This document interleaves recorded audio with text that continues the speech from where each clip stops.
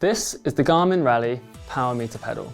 It's the world's first native SPD-SL Powermeter pedal system, but it's more of a Powermeter pedal ecosystem that can be converted for use both on and off-road. It's also very user-friendly and offers reliable and accurate power data, making it a great option for cyclists who want to measure their efforts across multiple disciplines.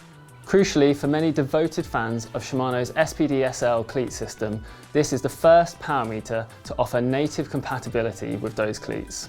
Garmin has gone a step further though. Separate pedal body upgrade kits, dubbed conversion kits, allow the pedal bodies to be swapped out for either Look Keo road or Shimano SPD off-road cleats.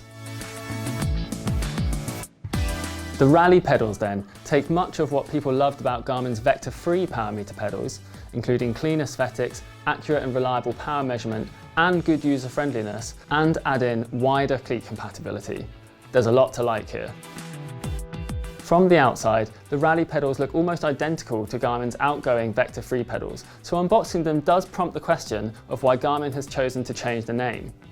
Garmin says the reason behind the change is that the Rally is not simply just a Powermeter pedal for road use, and now instead caters for both on and off-road use.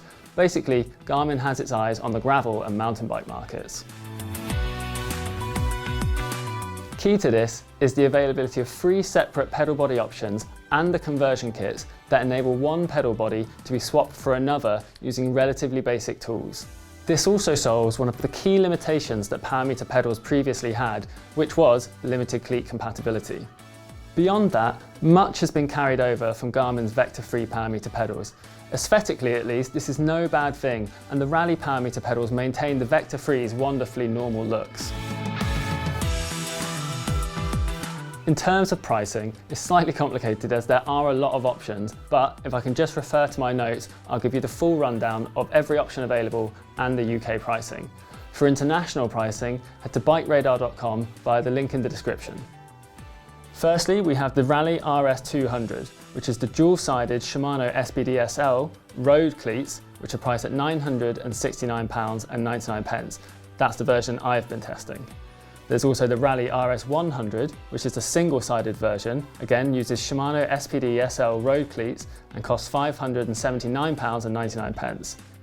There's the Rally RK200, which is the dual-sided version, which is compatible with Look Keo road cleats, and that costs £969.99. The Rally RK100, single-sided Look Keo road cleats, costs £579.99. And then there's the Rally XC200, which is dual-sided and is compatible with Shimano SPD off-road cleats, costs £1,059.99, and the Rally XC100, which is single-sided, compatible with Shimano SPD off-road cleats, and costs £619.99. Then we have the conversion kits. Now, as I said earlier, these are what enable you to swap the pedal body from one type of cleat compatibility to the other. Firstly, you have the RS conversion kit, which enables compatibility with Shimano SPD-SL cleats, and that costs £179.99. The RK conversion kit, which enables compatibility with Look Keo cleats, again £179.99. And then finally, you have the XC conversion kit, which enables compatibility with Shimano SPD, which is off-road cleats, and those cost £219.99. If you buy a single-sided set, you can later on buy an upgrade kit to upgrade that single-sided set to a dual-sided set. The road upgrade kits cost £489.99 and the XC upgrade kits cost £529.99.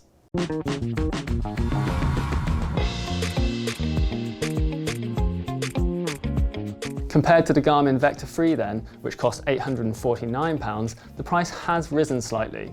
The Rally's RRP also represents a fairly chunky premium over its closest competitor, the Firmware Asioma Duo, which currently costs £699 for the dual-sided version, or £449 for the single-sided version.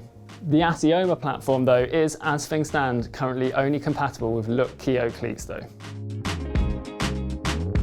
Powermeter pedals have a number of potential advantages over Powermeter cranks. First and foremost is the ease with which they can typically be installed and removed from any bike. Secondly, they don't tie you to a specific crank length or bottom bracket standard, which can be incredibly useful if you have multiple bikes.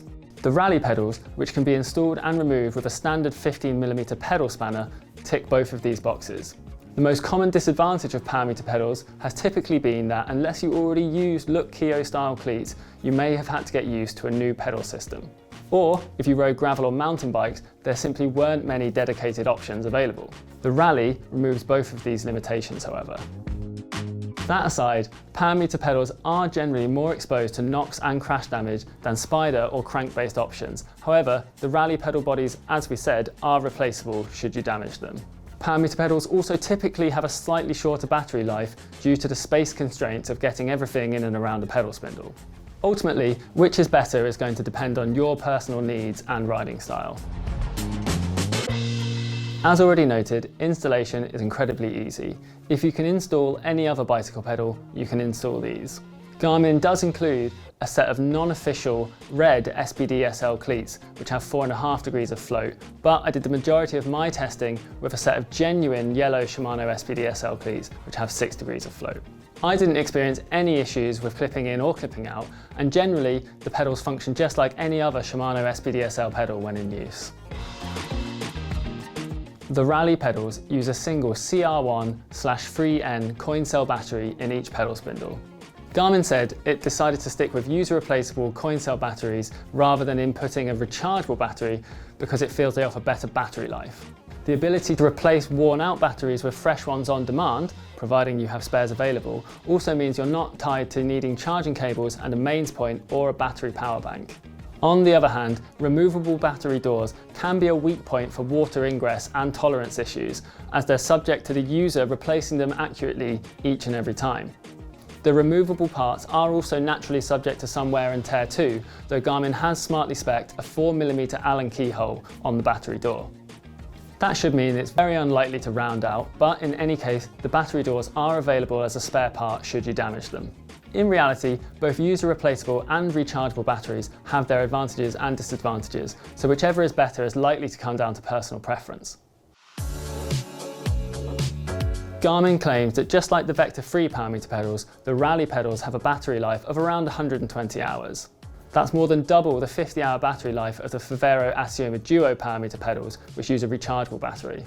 I haven't logged 120 hours of testing with these yet, but I have used a set of the Vector-frees for a very long time and have never had any issues with the battery life, so I don't expect to have any issues here either. In terms of weight, my test set came in spot on the 320 gram claimed weight. Now, that's around 15 grams heavier than the Firmware Asioma Duos, but in reality, that's an absolutely meaningless figure unless you're an absolutely devout weight weenie. Now, my beautiful colleague Tom Marvin has been testing a set of the Shimano SPD-compatible Rally XE200 pedals, and he confirmed that his set weighed 446 grams, just 2 grams over the claimed weight. In use, pairing the pedals with a Garmin head unit or Zwift was quick and easy, and I didn't experience any dropouts during testing. So, let's talk data. Garmin claims the Rally Powermeter pedals are accurate to plus or minus 1%. I can't verify that exact claim, but after some initial teething issues, I can confirm that the Garmin Rally pedals produce accurate and reliable power data. Now, my experience with Garmin's previous Powermeter pedals, the Vector-free, was very positive, with that set providing data that consistently matched up well to my growing collection of benchmark power meters. My experience with the Rally pedals was slightly less positive at first, with larger than expected gaps between the data that the Rally pedals produced and the data from my benchmark power meters, a Verve Info crank, an FSA power box, and an Elite Directo XR smart trainer. After contacting Garmin with my findings, it turned out that a firmware update was available that I wasn't able to download through the normal process of using a Garmin Edge head unit, as the pedals hadn't been officially released yet. Thankfully, Garmin was able to send me that firmware update, and since installing it, I can confirm that the Rally pedals now match up much better to my benchmark power meters. For clarity, The firmware that I'm on now is software version 2.30, and I had been testing on software version 1.37, which was the version installed when the pedals arrived with me for testing. Though I've only been testing with this latest firmware for a few days, I have done plenty of riding with it, and it does look as if the accuracy issues I experienced early on in testing have been completely resolved. One small quirk that I have noticed is that the initial pickup from the pedals can be a bit slow, meaning it typically takes a few seconds for the pedals to start transmitting data to the head unit compared to cranks like the Verve Info crank or an FSA power box. To be clear, this doesn't happen when you're coasting, only when starting from a complete stop.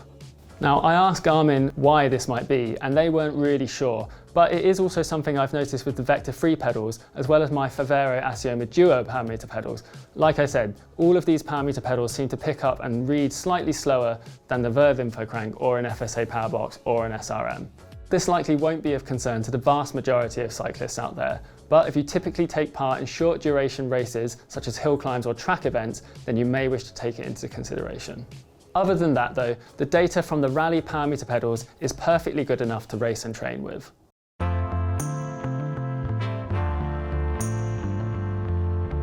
At the time of filming, Garmin hasn't been able to supply a conversion kit for me to test, so I haven't had the chance to switch out a pedal body for myself. Garmin did, however, provide an online demonstration of it, and it does look relatively simple, providing you have the right tools. The full list of tools you'll need, and I'll refer to my notes again here, are a 4mm Allen key, which is for the battery door. You need a screwdriver for a 0-0 screw, which are very small screws. You need a 12mm socket wrench that fits within the pedal body spindle, as well as a 50mm pedal wrench, and then a torque wrench for torquing the pedals back up as you're reassembling them. There's nothing wildly unusual or expensive, but they're not necessarily something that every cyclist will already have. In the demonstration that Garmin gave us, it took the engineer less than 5 minutes to swap a pedal body off and onto a spindle. So in reality, you're looking at around 10 to 15 minutes to swap over an entire set. In terms of the performance of the SPD pedal body itself, as mentioned earlier, my wonderful colleague Tom Marvin has been testing a set of the Rally XC200 pedals. He says they perform very similarly to a standard Shimano SPD pedal, with virtually identical cleat feel and plenty of tension adjustment. He did note that at around 27mm, the pedal body itself is quite deep compared to a standard SPD XTR pedal body, which measures around 17mm. Now, this does mean that ground clearance will be slightly reduced, but this is less likely to be an issue on XC or gravel bikes. In summary then, Garmin's latest iteration of its Powermeter pedals is in many senses a genuine class leader. The Rally pedal system offers best-in-class cleat compatibility, it looks great, and it performs very well. It's also incredibly easy to install and swap between bikes. Unless you have a specific need to record the first few seconds of your ride in minute detail, then the data accuracy is consistent and reliable enough to race and train with. The only downside likely to affect most people is that the Rally pedal system comes at a pretty hefty premium compared to its closest competitor, the Firmware Asioma Duo, especially once you factor in the cost of adding a separate pedal body conversion kit to enable SPD compatibility, for example. That price isn't out of step with other high-end dual-sided Powermeter options on the market, however, and if you want Shimano SPD-SL and SPD cleat compatibility, then it could very well be worth it. But enough from me. As always, we want to know what you think. Are Powermeter pedals better than Powermeter cranks? Is the advent of Shimano SPD-SL compatible Powermeter pedals the dawn of a wonderful new age? Let us know in the comments below. And as always, don't forget to like, subscribe, and hit the little bell icon so that every time we upload a video, you get a notification. Goodbye!